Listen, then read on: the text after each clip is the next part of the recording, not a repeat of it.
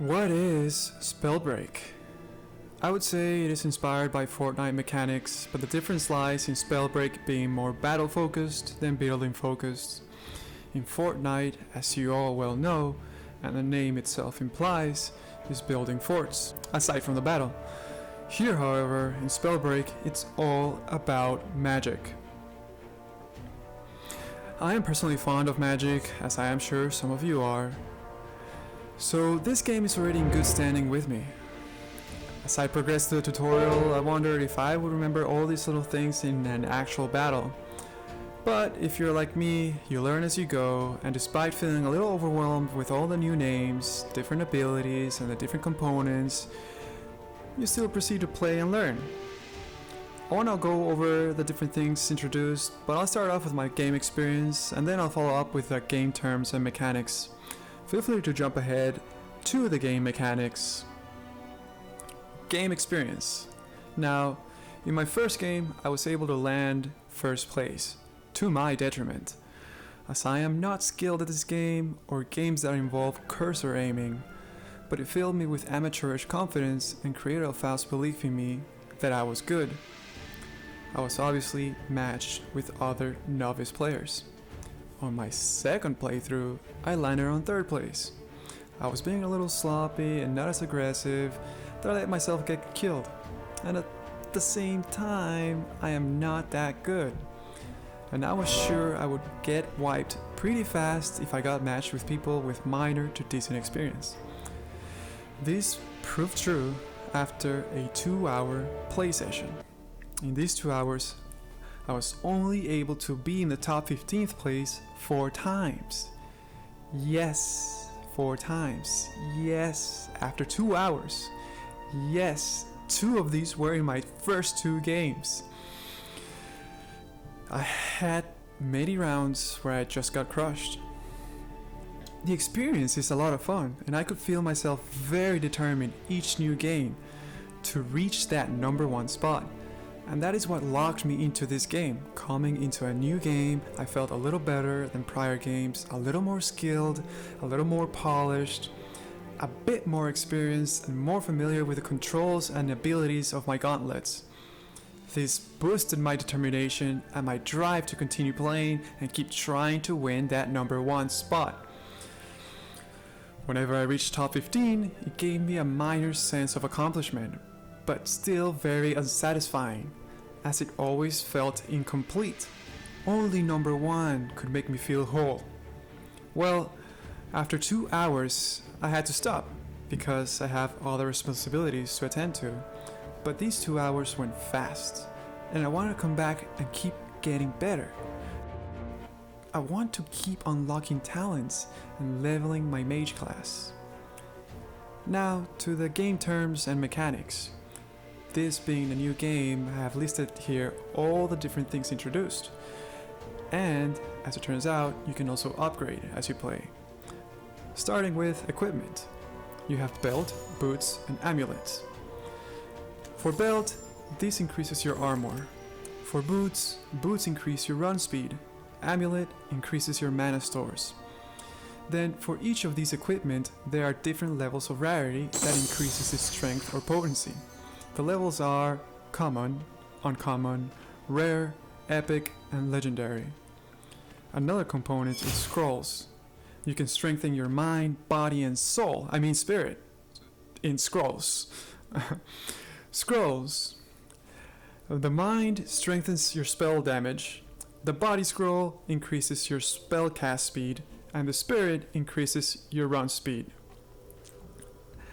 In contrast to the equipment side is that there are no rarity to scrolls. You can just find any scroll and read it to increase your power and stats. 3 scrolls that you read maxes out your mind, body, and spirit. Spirit. Now, runes. Runes, these are pretty cool abilities.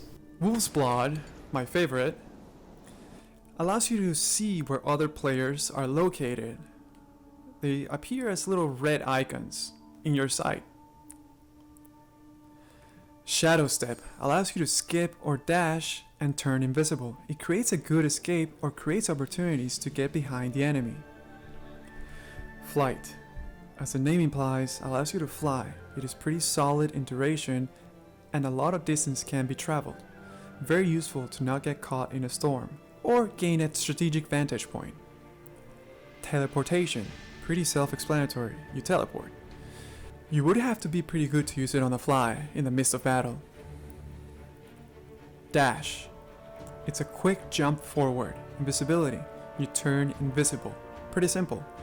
Featherfall, it allows you to high jump into the sky and then followed up by a hover and float. Useful for dodging and reacting if you're ambushed or surprised. Offensively, allows you to claim high ground and force the enemies to adjust their aim while you can continue to fire. And Spring Step. It is a quick high jump without any speed compromise. It can really increase your agility in the battlefield and make you a target harder to hit. Now gauntlets are the most fun and the basis of your class and magic. Your class is your primary gauntlet, and these do not get replaced during the game. You can only pick up secondary gauntlets, enabling you to cast alternative spells. But you can pick up upgrades for both, your primary class gauntlet and the secondary gauntlet. The following types of gauntlets are available: Wind, Lightning, Toxic, Frost, Fire, and Stone. Some initial takes, impressions are that Stone is a hard hitter and careful aiming can take out the opponent quickly. Lightning is also fun with a quick response hit and seems to do more damage than what Wind does. Wind is also fast, that's why I compare them, but damage is much smaller. It may have potential, but it seems like a lot of noise to me. Fire is also a popular one because it is fire. Everyone likes fire. In-game class progression levels. Each class has its unique skills, and as the circle on the map narrows, you can survive and cross yellow boundaries in the game. This levels up your class. With each level, you become stronger. In-game, you can level up to 4 times within your class. Mana vaults. These are pretty cool spheres where you have to wait around 20 seconds for legendary items to spawn. You can spot these mana vaults in the map, and this will be a highly contested spot where you are likely to meet opponents that are in search of legendary items. The mana vaults have different spawn locations per game, and sometimes you can pick a drop point that can be near a mana vault location, giving you a head start with getting a legendary item. Now off game, there are talent unlocks. Each class has its unique skills, but talent seems to be universally shared. I'm guessing group matching will try to equal match talent unlocks, where the edge comes from your talent selection and not from the number of talent unlocks. Talents are grouped by mind, body, and spirit. For mind, you have wind, lightning, frost, and toxic classes that create unlocks, meaning that if you play and level the ranks of these classes, you will unlock talents from this section. For body, stone, wind, lightning, and fire classes creates unlocks. For spirit, frost, stone, toxic, and fire. The higher level picture here is that each class unlocks 2 talents, one at rank 3 and the other at rank 6. As you scroll down in the talent list, the number of talent points goes up.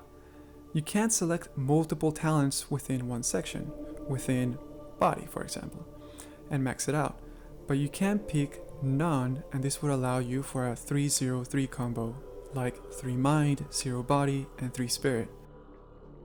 If there's a specific talent that interests you, you can look at the icon and rank, and it will serve as a guide as to which class you can focus on to unlock the talent.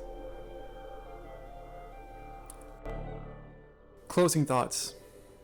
I believe learning how the abilities can be combined between gauntlets and not getting faced by the heat of battle can lead you to more success and enjoyment of this game. I will plan to return to this game and keep getting better. Is it better than Fortnite? Well, I like magic, so in my book the answer is yes. However, it is the same battle royale mechanics most everyone is used to by now. So think of Spellbreak as a different flavor in the battle royale themed games.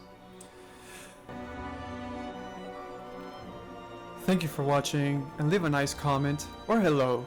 Hit the like button and be one of my first subscribers. Thanks again, until next time.